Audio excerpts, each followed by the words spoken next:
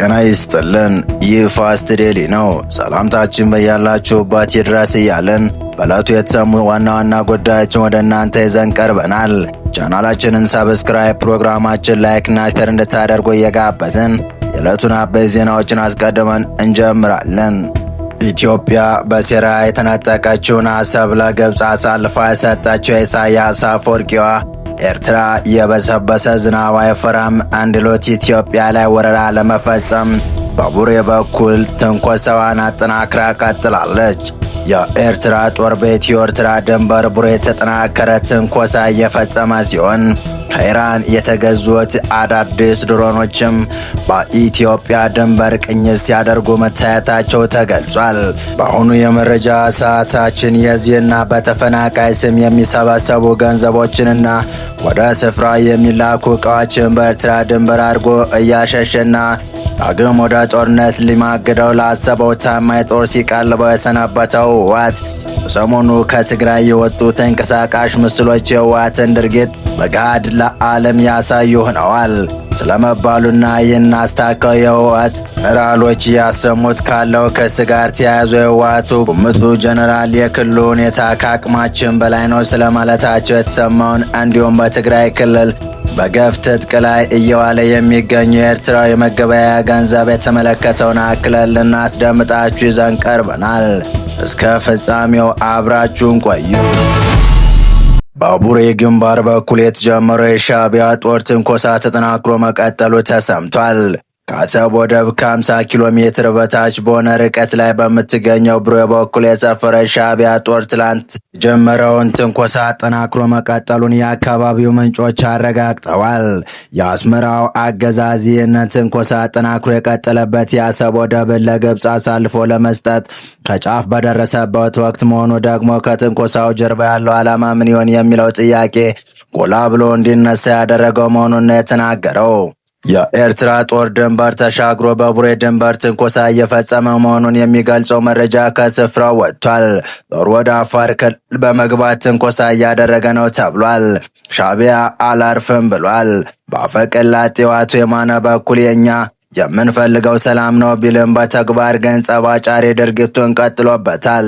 ዛሬ በወጣ መረጃም የሻዕቢያ ጦር በአፋር ግዛት ተሻግሮ በመግባት ትንኮሳ እየፈጸመ እንደሆነ አረጋግጧል። የኤርትራ ጦር ወደ አፋር ክልል ድንበር አካባቢዎች ሰርጎ በመግባት ወታደራዊ ትንኮሳ እየፈጸመ መሆኑን አዲስ ሪፖርት ድረገጹ ዘግቧል። ዜናው ህወሓት ትዕግስት ያልቋል በማለት መግለጫ ከማሰራጨቱ ጋር የተናበበ እንደሆነ ተመልክቷል። የሻዕቢያ ጦር ወደ ኢትዮጵያ ግዛት ዘልቆ ትንኮሳ እየፈጸመባቸው ካሉ አካባቢዎች መሃል ቡሬ፣ ደናክል፣ ዳረቦና አዋላ ይጠቀሳሉ። ዘገባው እንዳለው በተለይም በቡሬ አፋር ድንበር አቅጣጫ የኤርትራ ጦር ከፍተኛ ወታደራዊ ንቅናቄ እያደረገ ነው ብሏል። የኤርትራ ወታደሮች በአካባቢው ሰላማዊ የአፋር ዜጎችን በማዋከብና የክልሉን ድንበር ለመዳፈር ሙከራ ማድረጉን ተከትሎ ክልሉ ድርጊት በአስቸኳይ ካላቆመ ራሱን ለመከላከል አስፈላጊውን እርምጃ እንደሚወስድ እንዲሁም የፌዴራል መንግስት ጉዳዩን በቅርበት እንዲከታተል በአሰራሩ አግባብ ጥሪ ማቅረቡ ተሰምቷል። በቀጣይ መረጃ በቅጽል ስማቸው ጆን መዲድ በመባል የሚታወቁት ጀነራል ዮሐንስ ወልደ ጊዮርጊስ ሲተኩስብን ያድራል፣ ነገር ግን ከማን እንደሆነ አናቅም ማለታቸው ተሰምቷል። ሰሞኑን በደቡባዊ ትግራይ ከራያ ነዋሪዎች ጋር ባደረጉት አንድ ውይይት ሲተኮስብን ነው የሚያድረው፣ የተኩስ ምንጩ ከየት እንደሆነ አይታወቅም፣ በማንና ከየት እንደሆነ አልገባንም ያሉት ጀነራል ጆን መዲድ ሁል ጊዜ የሚጀምር የምሽት ተኩስ አለ፣ በዚህ ተመሳሳይ ሰዓት ደግሞ መልሶ ያቆማል ሲሉም ተናግረዋል። በተፈናቃዮቹ ዙሪያ አንስተው ማብራሪያ የሰጡት ጀነራሉ ሁላችንም ተፈናቃዮች ነን ሲሉም ጨምረው ተናግረዋል። ፈናቀል ማለት በቀጥታ ከቤት ንብረታችን መፈናቀል አይደለም ያሉት ጀነራሉ ከጦር ጋር በተያያዘ ሰዎች ዓላማቸውና ውጥናቸው ውጭ ሆነዋል በማለትም በዚህ ሁሉ የትግራይ ህዝብ ተፈናቃይ ነው ሲሉም ተናግረዋል። እዚሁም ማብራሪያቸውን በአጠቃላይ ቅድመ ጦርነት የነበረ ህይወት የለም ሲሉ አክለዋል።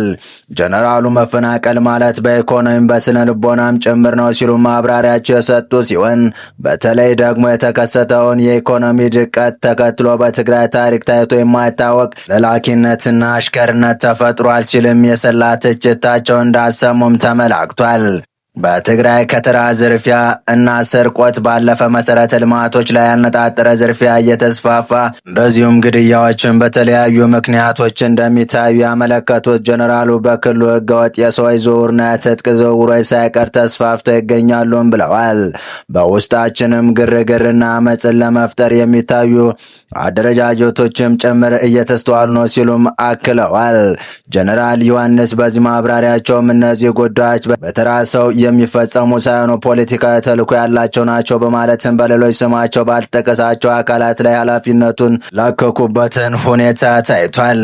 አሁን ባለው ሁኔታ የትግራይን የጸጥታ ሁኔታ ከሚቆጣጠሩት መካከል አንዱ የሆኑት ጀነራል ጆን መዲድ በትግራይ ጸጥታ ፈታኝነት ዙሪያ በዚሁ ደረጃ የከበደ መሆኑን ማብራሪያ መስጠታቸው አስገራሚ ሆኗል።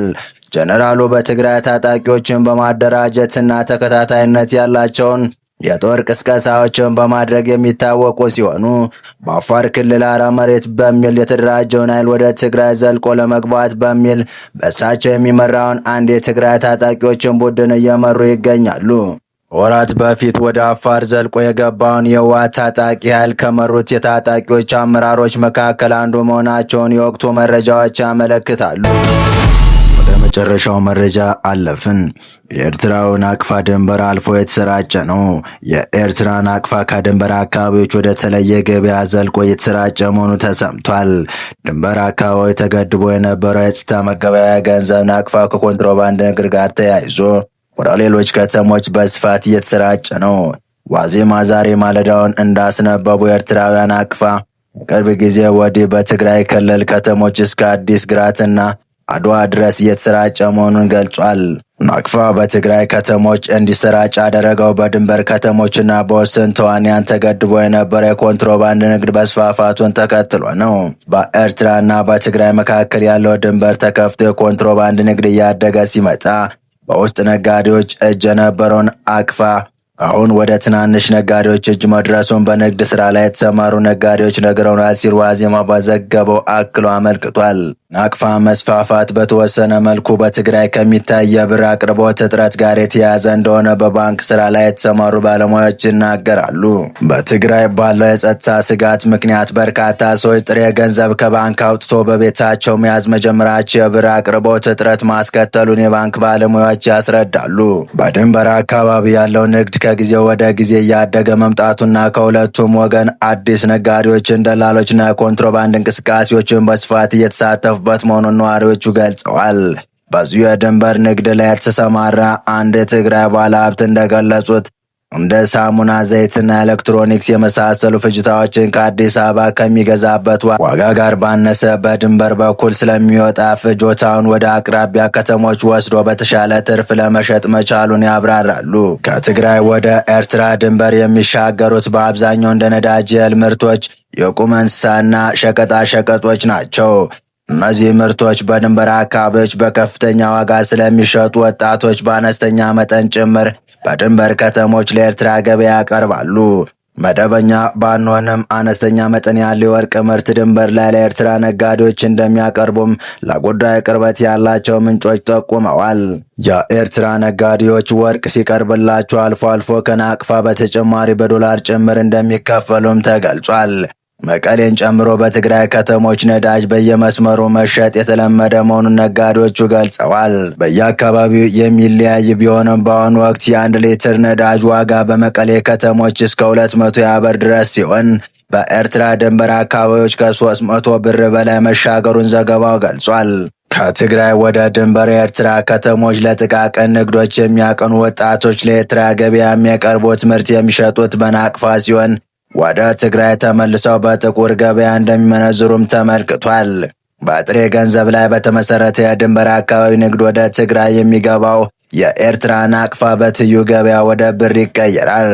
የናቅፋና ብር ልውውጡን የሚያሰለጥኑ ደላሎች እስከ ትግራይ መዲና መቀሌ ከተማ ድረስ መኖራቸው ተመላክቷል።